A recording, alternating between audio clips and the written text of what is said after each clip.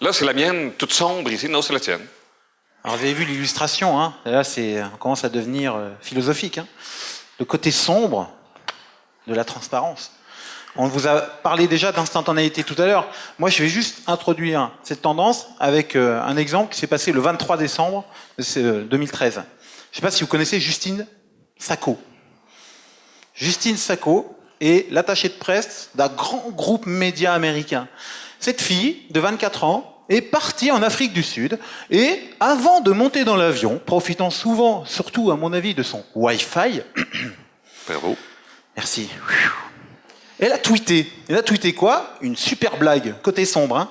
Je pars en Afrique du Sud, pays où il y a le sida. Heureusement, je suis blanche. Et puis, elle a pris son avion. 12 heures d'avion. Quand elle est arrivée, elle était virée.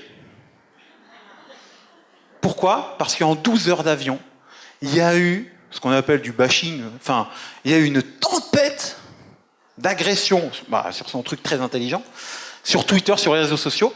Et au final, il y a eu un mot dièse qui était « quand Justine atterrit », juste pour que tout le monde vienne lui démonter la tête.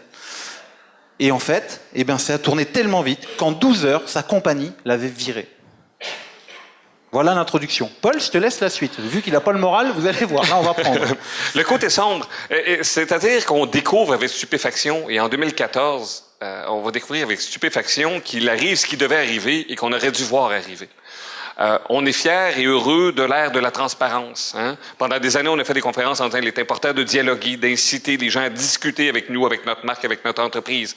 On a dit, comme il est fabuleux qu'il y ait plus d'iPhone, plus de téléphones intelligents que de téléphones normaux, et qu'on a découvert que la tablette est encore plus importante que les téléphones, qu'en 2013, il y avait plus de recherche d'informations sur la tablette que sur l'ordinateur. Et à un certain moment donné, ce que ça veut dire, c'est qu'il y a des centaines de millions d'individus qui ont un appareil et qui ont la possibilité de faire du mal. Et je ne veux pas juger de la compétence ou de l'intérêt ou de la gentillesse des individus, mais tout le monde n'est pas également gentil. Et on découvre avec stupéfaction, et en 2014, que l'aspect de la possibilité d'intervenir, de parler, de dire des stupidités avec un effet. Madame Sacco avait peut-être une centaine d'amis qui la suivaient sur Twitter. Elle est connue sur la terre entière aujourd'hui. Et on parle, ça fait 1 mois que c'est arrivé. C'est la personne qui s'est fait renvoyer de la façon la plus instantanée.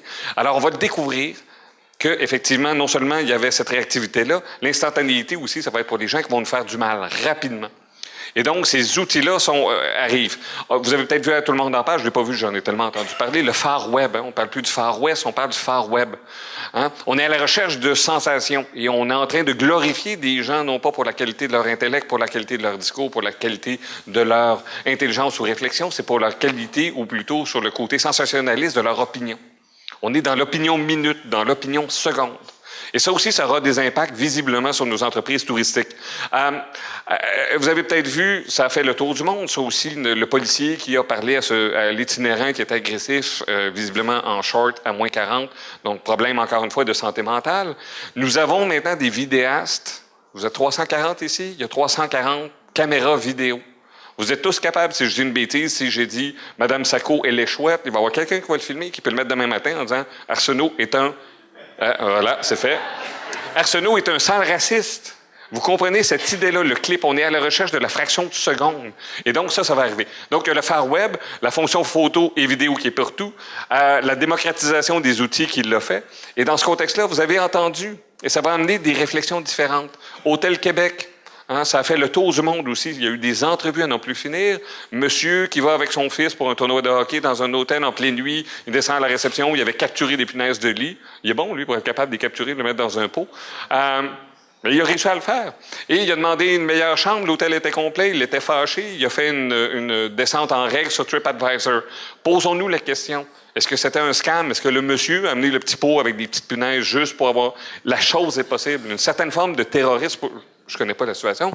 Mais ça amène une réaction de l'hôtel qui a amené en cours le monsieur pour libelle diffamation pour 85 000 $. Donc, une réponse traditionnelle à un nouveau type de crise de relations publiques qui n'est pas traditionnelle.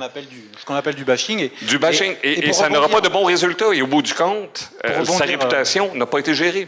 Là, sur une tendance préalable, c'était TripAdvisor qui évolue. La preuve, là-dessus aussi, on a un acteur comme TripAdvisor qui a mis un service en place il y a à peu près un peu plus d'un an pour les hôteliers, pour dire si vous êtes menacé par un client qui est sûr, qui vous a menacé de mettre un mauvais avis s'il n'avait pas ce service plus, prévenez-nous. On va être en veille là-dessus. Si eux sont en veille, on doit dire que vous, professionnels, votre métier aujourd'hui, c'est aussi d'être veilleur. On parle de veiller sur la e-réputation, c'est de savoir qu'on parle de vous. Et bien sûr, de faire attention au côté sombre, mais dire aussi que si vous vous focalisez que sur les avis négatifs, vous n'optimisez pas votre chiffre d'affaires. Si vous donnez autant d'importance et autant de valeur d'humain à un avis positif qu'à un avis négatif sur TripAdvisor, si vous répondez aussi bien à un avis positif qu'à un avis négatif, vous allez augmenter votre chiffre d'affaires. Eh oui, parce qu'il n'y a que 15% d'avis négatifs ou mitigés pour 85% d'avis positifs, ce qui est extrêmement intéressant pour l'industrie touristique, parce que ça fait encore énormément de gens qui disent du bien de la prestation.